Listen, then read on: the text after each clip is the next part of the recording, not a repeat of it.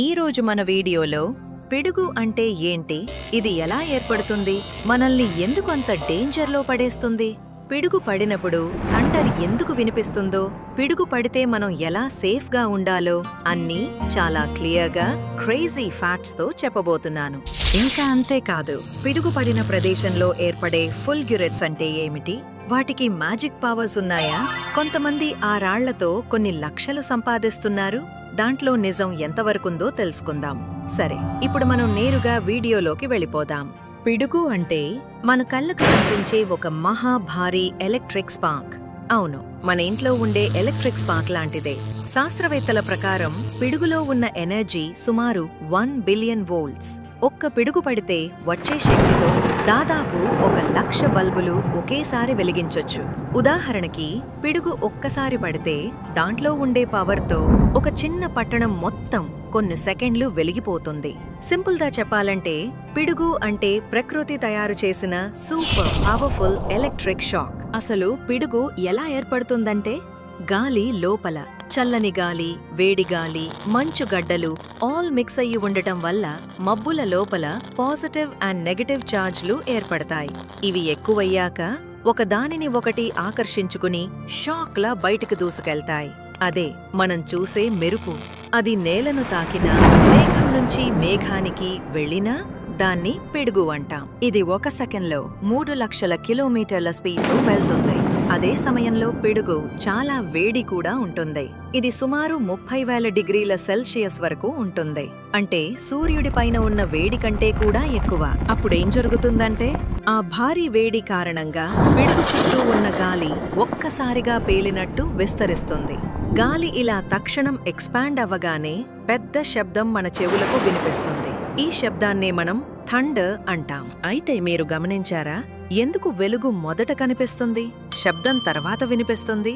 ఎందుకంటే వెలుగు చాలా వేగంగా ప్రయాణిస్తుంది, శబ్దం తక్కువ స్పీడ్తో ప్రయాణిస్తుంది.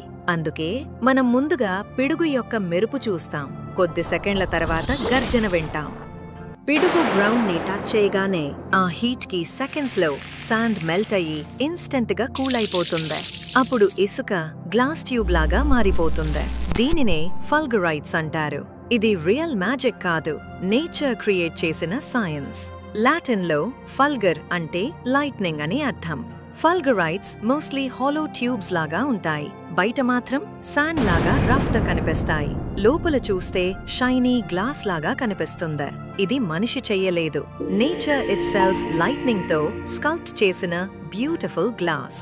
Let's explore lightning glass fulgurite. ఒకవేళ అవి మట్టి మీద పడితే సాయిల్ ఫల్గరైట్స్ అంటారు. ఇది మట్టి మరియు మినరల్స్ తో మిక్స్ అయ్యి ఉంటుంది. అలాగే పిడుగు రాళ్ల మీద పడితే దాన్ని రాక్ ఫల్గరైట్స్ అంటారు.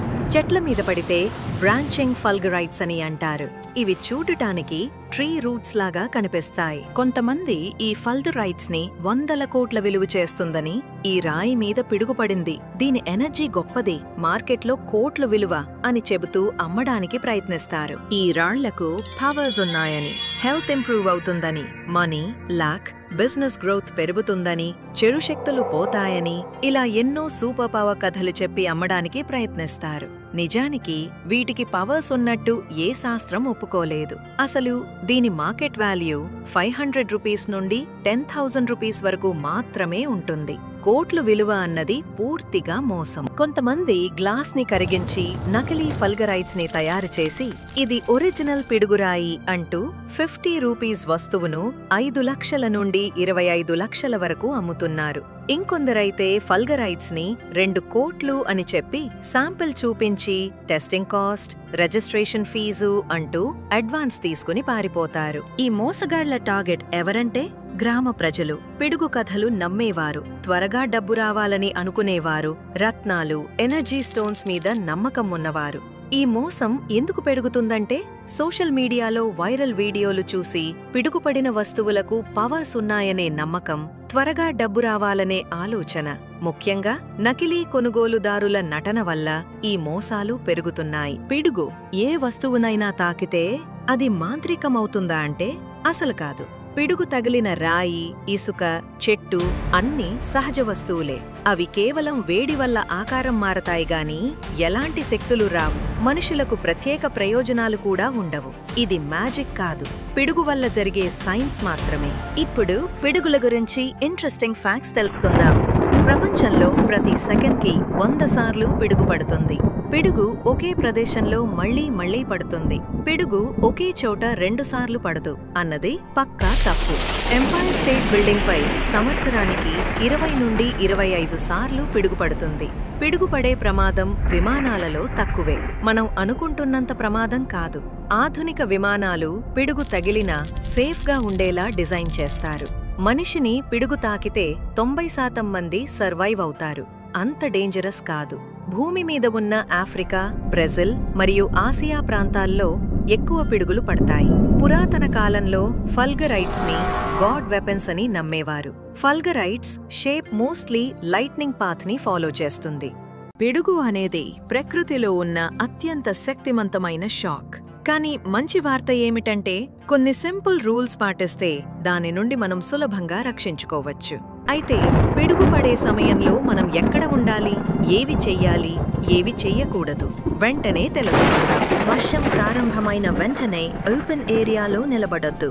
పంట పొలాలు, మైదానం, పార్క్, టెర్రస్ లాంటివి చాలా డేంజర్. చెట్టు కింద ఆశ్రయం తీసుకోవద్దు. చెట్లు పిడుగుని ఆకర్షిస్తాయి. చెట్టు కింద నిలబడటం అత్యంత ప్రమాదకరం. ఇంట్లోకి వెళ్లగానే ఎలక్ట్రిక్ వస్తువులకి దూరంగా ఉండండి.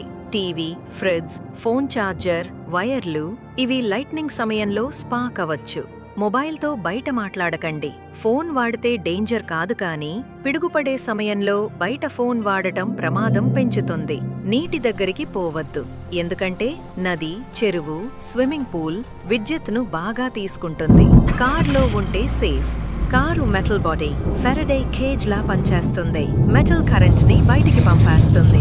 అందుకే కార్లో ఉండటం సేఫ్. టీవీ, కంప్యూటర్, వైఫై అన్నీ ప్లగ్ అవుట్ చేస్తే ఇంకా సేఫ్. పిడుగు నేలను తాకితే షాక్ మొత్తం గ్రౌండ్లో పాకుతుంది. అందుకే భూమిపై పడుకోవటం చాలా డేంజర్. దాని బదులుగా కాళ్ళ దగ్గర పెట్టుకుని కూర్చోవటం సేఫెస్ట్ లైట్నింగ్ పొజిషన్. చూశారు కదా పిడుగుల రహస్యాలు. ప్రకృతి చూపించే అద్భుతాలే కాని కొంతమంది వాటిని మ్యాజిక్ అని చెప్పి మోసాలు చేస్తారు. గుర్తుపెట్టుకోండి, విజ్ఞానం తెలుసుకున్న వాళ్ళు ఎప్పుడూ మోసపోరు. ప్రకృతి ఎంత పవర్ఫుల్ అయినా మన జ్ఞానం, మన జిజ్ఞాస దానికంటే పెద్దది. జరిగేది అర్థం చేసుకున్నప్పుడు మనకు భయం కాదు, ధైర్యం వస్తుంది. So always stay curious, always stay smart. Okay, మరి ఈరోజు క్రేజీ జర్నీ ముగుస్తుంది. డూలిలీ కిడ్స్ లో ఇంకో సూపర్ ఇంట్రెస్టింగ్ వీడియోతో మళ్ళీ కలుసుకుందాం. Until then, bye bye. Keep exploring.